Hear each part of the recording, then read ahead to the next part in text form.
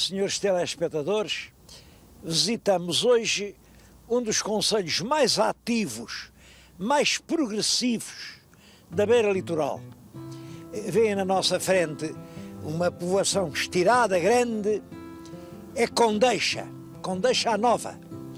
Porque antes dessa havia uma outra, Condeixa a Velha, que também se vê daqui. Se repararem bem, veem um grande aglomerado com chaminés a fumegar, é o Parque Industrial de Condeixa. Bom, aqui perto de nós, mas escondido por este outeiro, fica a raiz destas terras todas, Conímbriga. O concelho não é muito grande, 140 km², tem uma população de 15 mil habitantes e está a crescer. Há 10 anos eram 13 mil, mas sobretudo as fábricas, as instituições culturais, as avenidas novas crescem a olhos vistos.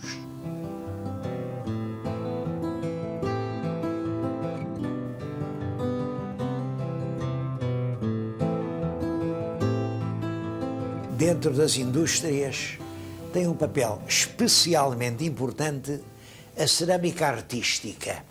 Bom, isto é muito curioso, porque aqui na região não havia uma cerâmica artística. Eu estou-lhes a falar na fábrica mais antiga. Esta fábrica abre em 1960 e esta data é curiosa, porque em 1960 é que realmente o turismo português assume toda a sua força. É quando começa o Algarve, a construção dos grandes hotéis, começam a vir grandes contingentes de turistas e aqui na região não há nada para vender, porque um dos males do nosso turismo é não termos nada para vender aos turistas. Vinha muita gente aqui a Coimbra, bom, e então há um industrial que tem esta ideia: eu vou fazer uma cerâmica com motivos antigos, motivos históricos, mas que foram inventados. E nasce assim a chamada cerâmica de Coimbra. Estou diante de algumas das peças mais representativas. Reparem, isto é um tinteiro no século XVIII.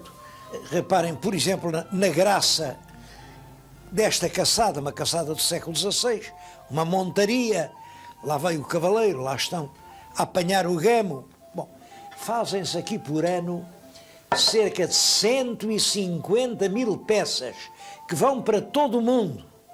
E eu acho que este é o caminho certo, porque reparem, isto são peças muito bonitas, tudo quanto nós fazemos com as mãos fica bem feito.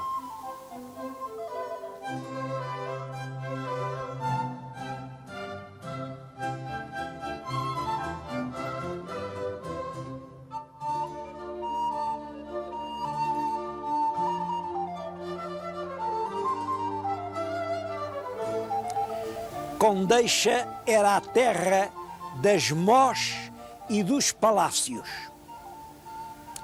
Dizia-se que não havia em todo o mundo mós tão boas como as mós de Condeixa. Faziam-se grandes buracos na rocha para fazer mós que se exportavam para o Brasil, exportavam-se para a África, exportavam-se para a Índia, porque nenhuma mó fazia um pão tão branco.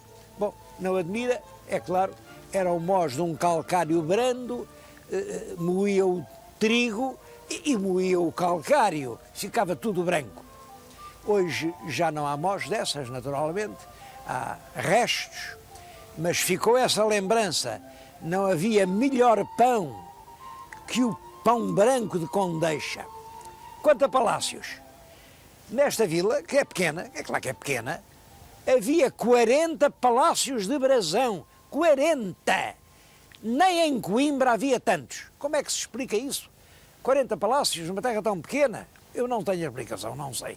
Mas é claro que tenho uma hipótese. A minha hipótese é que eles estavam aqui exatamente porque não podiam estar em Coimbra. Coimbra pertencia ao senhor bispo conde.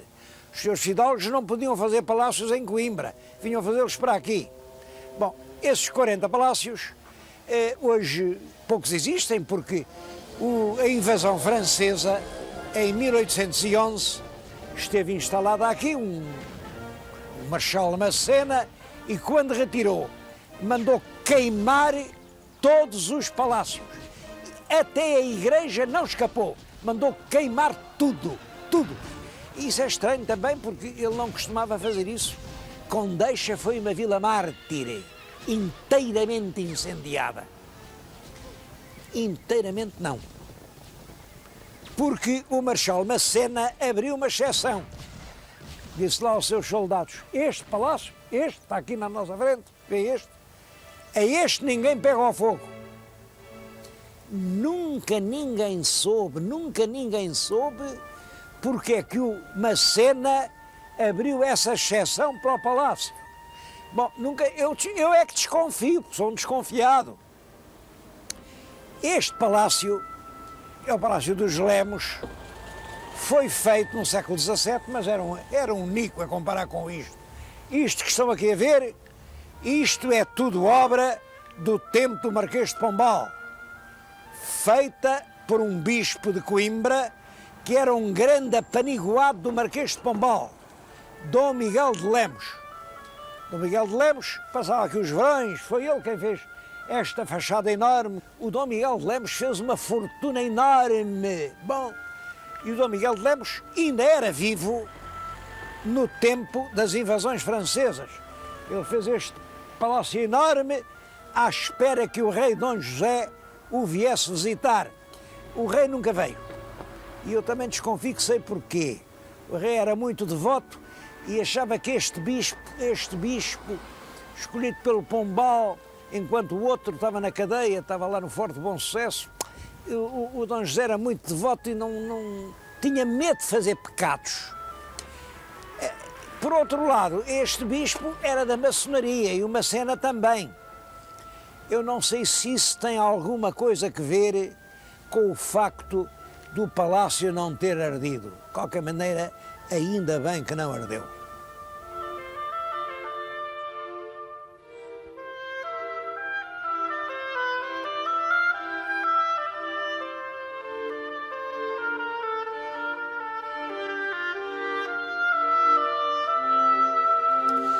Um outro belo palácio foi completamente incendiado, mas depois foi muito bem reconstruído e hoje é a sede da Câmara Municipal de Condeixa.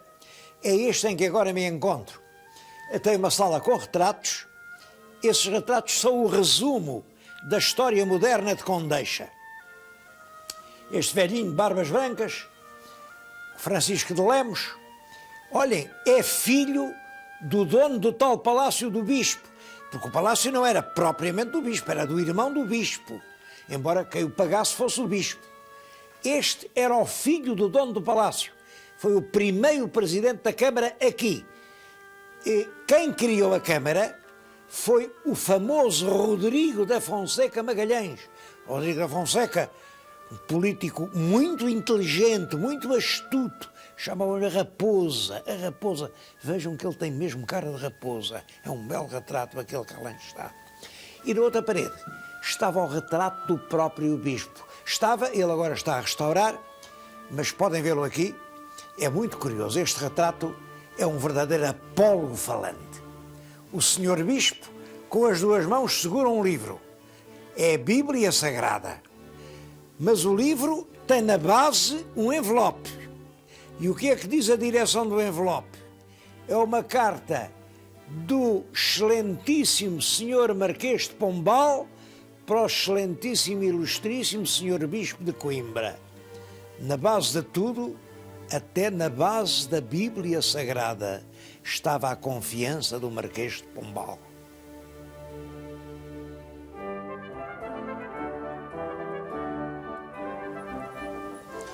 Mas não é só Condeixa que tem coisas para ver. Todo o concelho tem curiosidades. Agora estou na Ega. É uma terra muito antiga, era uma terra dos templários. Aqui era a fronteira entre a terra dos cristãos e a terra dos mouros. E havia aqui um castelo de templários, houve aqui muitos combates. Bom, de tudo isso chegou até nós as ruínas do Paço dos Comendadores, e a igreja que depois foi muito transformada no tempo do rei Dom Manuel. Este pórtico que vêem é perfeitamente manuelino e no interior há muitas coisas interessantes. Tem, por exemplo, uma pintura do século XVI, que tem o Comendador de Santiago. Sabe-se quem é? Aquele cavaleiro que está de joelhos é o Dom Afonso de Lencastre, que era bisneto do rei Dom João II. Está a dar graças a Nossa Senhora da Graça. Toda a igreja e os altares laterais têm muito interesse, aliás, estão classificados como imóvel de interesse público.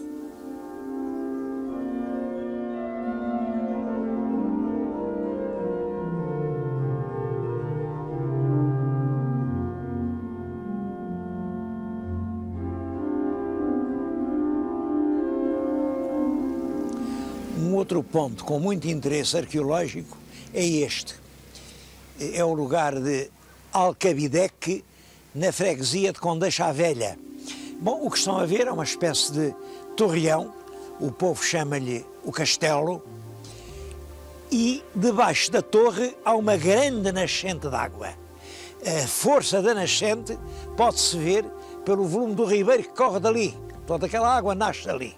Hoje escorre pelo ribeiro fora, mas na época romana a água era elevada e a partir da torre ia um aqueduto de 5 km que levava esta água até à cidade de Conímbriga. Bom, como Conímbriga não tinha outra água, este ponto aqui tinha uma guarnição militar, daí o castelo. Curioso é o nome, porque Alcabideque vem de um cap-dec, que tem a ver com caput, cabeça, aquae, da água. Ainda hoje, agora, o povo chama isto a cabeça da água, porque era realmente aqui que se colhia a cabeça, a matriz da água que se bebia em Conímbriga.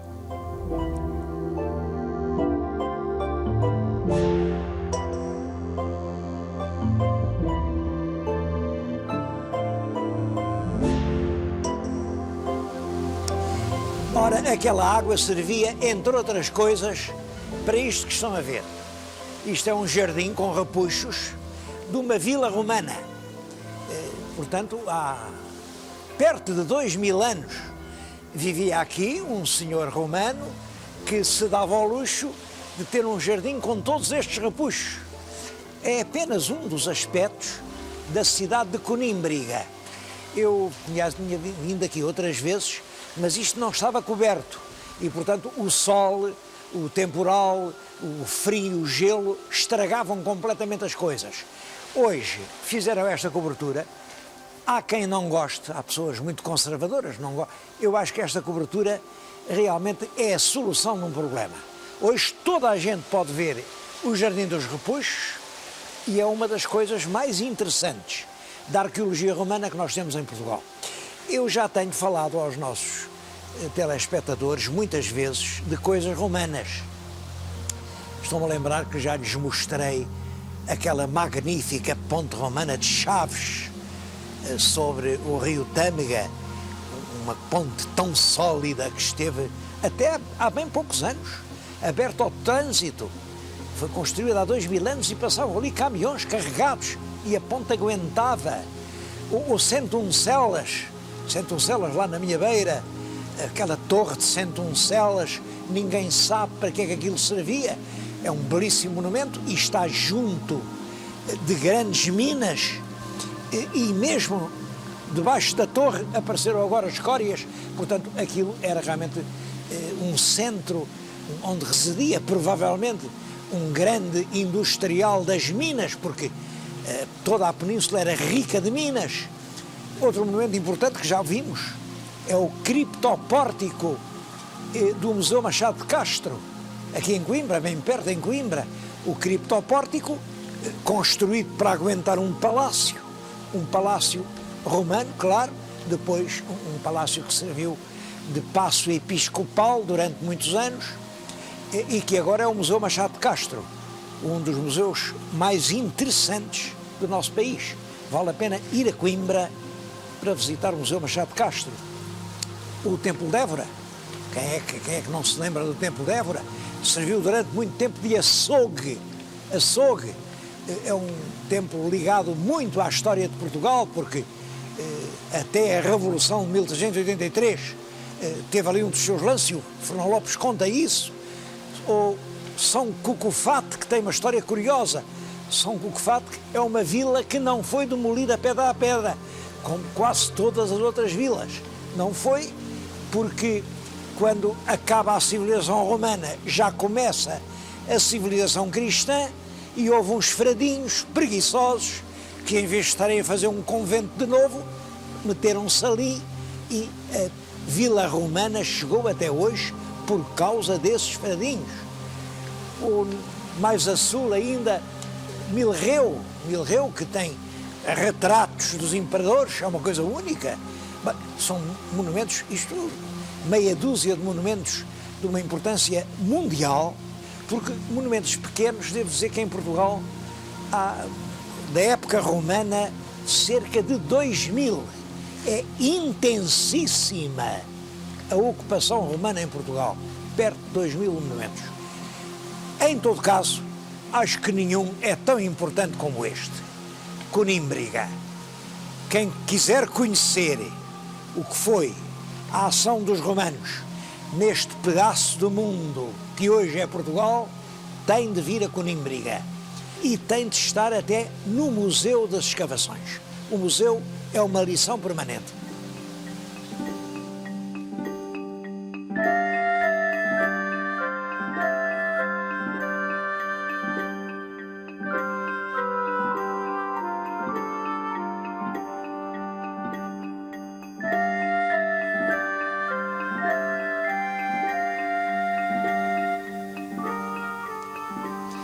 Aquela grande esplanada que acabamos de ver corresponde à parte central do Fórum Romano.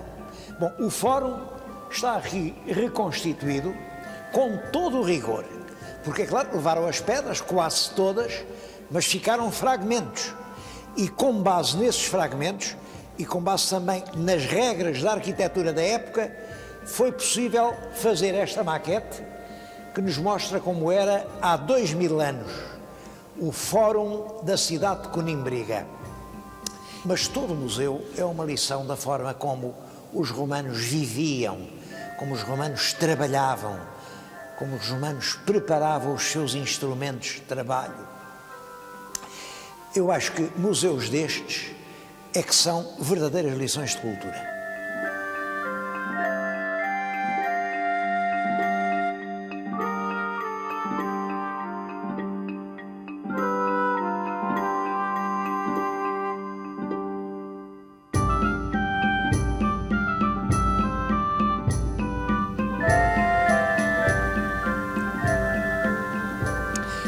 Mas em Condeixa também há tristes memórias para contar.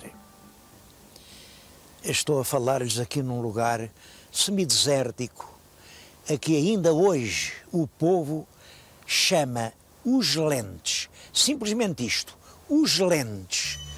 Este pinheiral é Os Lentes. Bom, e isso recorda uma tragédia que aconteceu neste lugar, no dia 18 de março de 1828. 18 de março, reparem, está agora a fazer anos. Bom, é a história da morte dos Lentes. Muitos dos senhores telespectadores já terão ouvido falar nisso. O caso dos divodignos. É interessante recordar para quem não saiba. Quando morre o Dom João VI, há este problema: quem é que vai reinar? É o filho mais velho, Dom Pedro, da do Brasil, é o imperador do Brasil. É o filho mais novo, Dom Miguel, que está exilado em Viena da Áustria, porque ele representa o passado, o absolutismo, a ordem antiga, e, portanto, todo o país se divide. A gente nova aspira ansiosamente pelo reinado de Dom Pedro, pelo constitucionalismo, para um regime de liberdade. As classes velhas, instaladas, mantém todo o seu dogmatismo, é preciso respeitar o trono e o altar, é preciso que o senhor Dom Miguel venha acabar com toda esta canalha da juventude que está a estragar o velho reino de Portugal. Bem, a verdade é que Dom Miguel volta do seu exílio, em Coimbra fazem grandes festejos, há foguetes em toda a cidade, os sinos da universidade, os sinos da Sé Velha e da Sé Nova, tudo aquilo toca de alegria. Há 3 dias de feriado para os estudantes e o senhor reitor reúne os professores todos e mandam a Lisboa uma deputação com 6 lentes, um por cada faculdade, para cumprimentar o senhor Dom Miguel, para o felicitar pelo seu regresso ao reino e mais, para, de certo modo, lhe dar força, prestígio, autoridade para restabelecer o absolutismo. Os estudantes liberais não acharam bem. Havia até uma seita que era os divodignos. Esta palavra é curiosa. Divo tem a ver com divino, com divindade. Portanto, divo é o homem que merece ser Deus. Digno, claro, é digno. Portanto, os divodignos eram os estudantes que se consideravam a si próprios dignos de ser deuses. Bom, não admira, era uma juventude romântica que queria fabricar com o seu esforço, com o seu entusiasmo, um mundo novo. E só os deuses fazem os mundos. Bom, eles não gostaram que os lentes viessem. Os lentes lá vieram 4 no dia 12 de março. Estas datas são importantes. 4 no dia 12 de março, com os seus séquitos, os seus criados, os seus escudeiros. Mas houve 2 lentes que se atrasaram e que só vieram 5 dias depois, em 17 de março. Ora bem, durante esses 5 dias, chegou a Coimbra uma notícia que fez estremecer de indignação toda aquela rapaziada. Dom Miguel, em Lisboa, tinha dissolvido as cortes e tinha começado a proceder como um rei absoluto. Bom, e os rapazes, os divodignos, que tinham deixado partir os primeiros 4 lentes sem fazer nada, resolveram que os outros 2, esses não chegavam a Lisboa, não chegavam com certeza. Vieram atrás dele durante a noite, eles pernoitaram os lentes, pernoitaram a Condeixa, ali em Condeixa. Puseram-se a caminho, mas quando chegaram aqui à estrada, saíram-lhe um grupo de estudantes embuçados, eram os tais divodignos, obrigaram-nos a sair das carruagens, traparam esta carreira e aqui, exatamente neste pinhal, é que por isso agora se chama Os Lentes, mandaram-nos estender no chão e a tiro de cabuz e a golpe de punhal tiraram a vida a 2 lentes e feriram gravemente mais 4 membros da comitiva. Bom, só que eles julgavam que ninguém via, mas estava ali uma mulherzinha, uma tal Mariana, desata aos gritos, e aqui embaixo é a estrada. Se o senhor telespectador vir bem, agora vê lá passar automóveis. Naquele momento o que passava era um esquadrão de cavalaria. Ouviu os gritos, os cavalos vêm por aí acima, os rapazes fogem espavoridos para toda a parte, mas são apanhados um a um, algemados, atados, mandados para Lisboa e são todos menos 3 conseguiram escapar, mas foram todos enforcados no cais do Tojo. Os juízes deram a sentença como lhe mandaram dar, não atenderam a nenhuma atenuante, nem sequer atenuante dos motivos que tinham levado os rapazes a cometer aquele crime.